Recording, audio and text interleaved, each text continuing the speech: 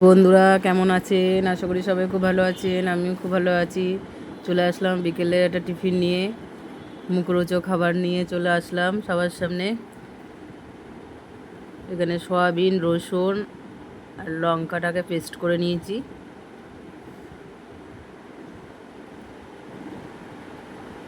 স্বাদ মতো নুন নিয়ে নেবো।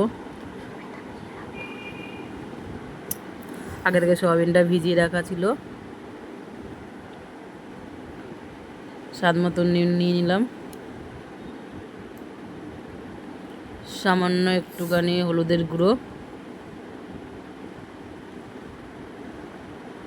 সামান্য একটুখানি লঙ্কার গুঁড়ো,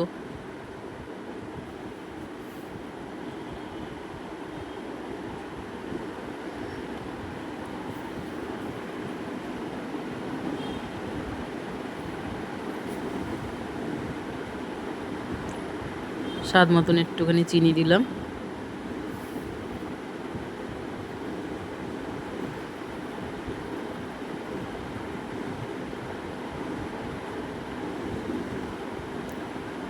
পরিমাণ মতন একটুখানি খাবারের সোডা দিলাম।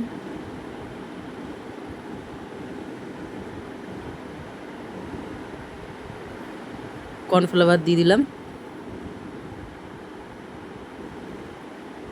এটা ভালো করে এখন মেখে নেবো।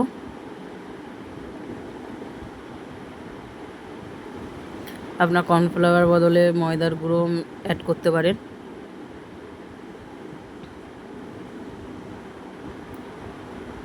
আমার এটা ভালো করে ম্যাশ করা হয়ে গেছে। আর ছোটো ছোটো করে শেপ বানিয়ে নেবো। এখানে ডিম ফাটিয়ে রাখা আছে, বিস্কুটের গুঁড়ো আছে। যার যেরকম ইচ্ছা সে সেরকম শেপ বানিয়ে নিতে পারবে।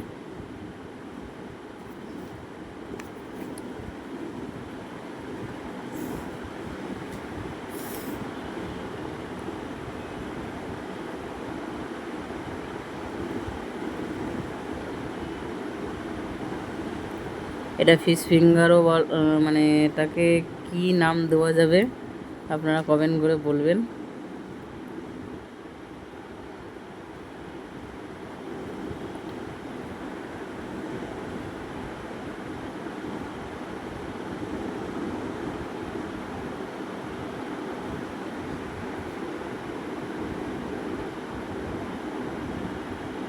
ডিমের চুবিয়ে এবার আমি বিস্কুটের গুঁড়োটা মাখিয়ে নিচ্ছি।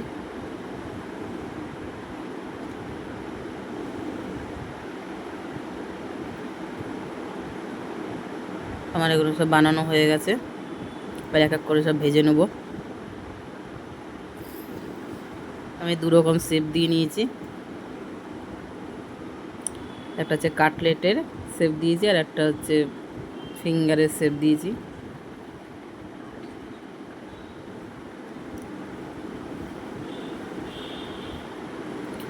সন্ধে হলে প্রত্যেকটা বাচ্চা কাচ্চা এই ভাজা ভুজি খাওয়ার জন্য বায়না করে, বাইরের থেকে না এনে ঘরে এভাবে বানিয়ে দিতে পারেন।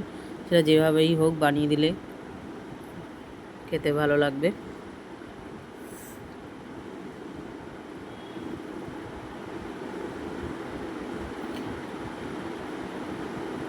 গ্যাসটা মিডিয়ামে রাখতে হবে। বেশি জোরে দিলে উপরটা পুড়ে যাবে, ভিতরটা কিন্তু কাঁচা রয়ে যাবে।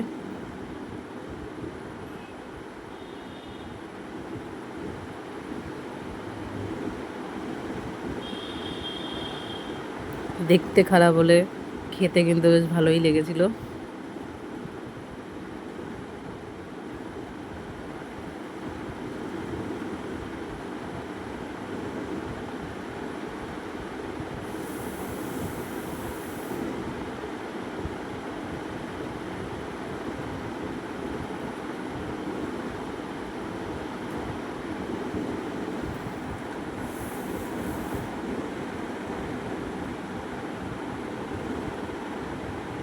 এক পিঠ ভাজা হয়ে গেছে।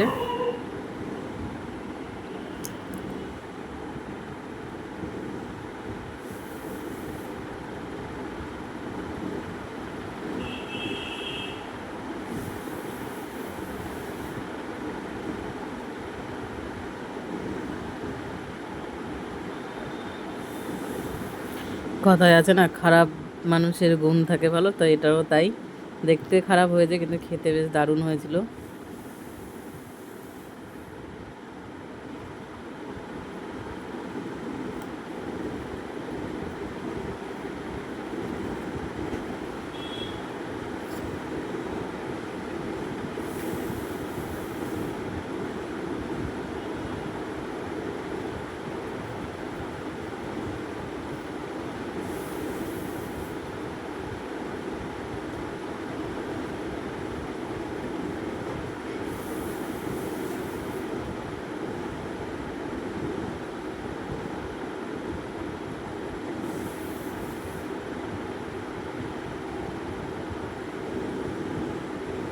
উল্টে পাল্টে ভেজে নিচ্ছি। বাইরের ভাজাভুজি খাওয়ার থেকে ঘরে যেভাবে হোক বানিয়ে নিলেই, দেখতে খারাপ হোক না, অসুবিধায় কী আছে। বাইরের পোড়া তেলে খাওয়ার থেকে ঘরের ভেজে খাওয়া যথেষ্ট ভালো। আমার ভাজাটা হয়ে গেছে, নামিয়ে নিচ্ছি।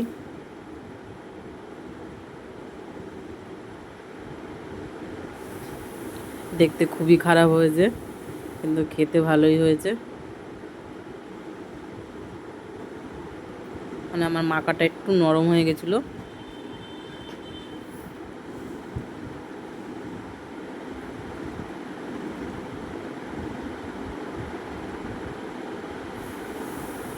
আবার তেলে দিয়ে দিলাম।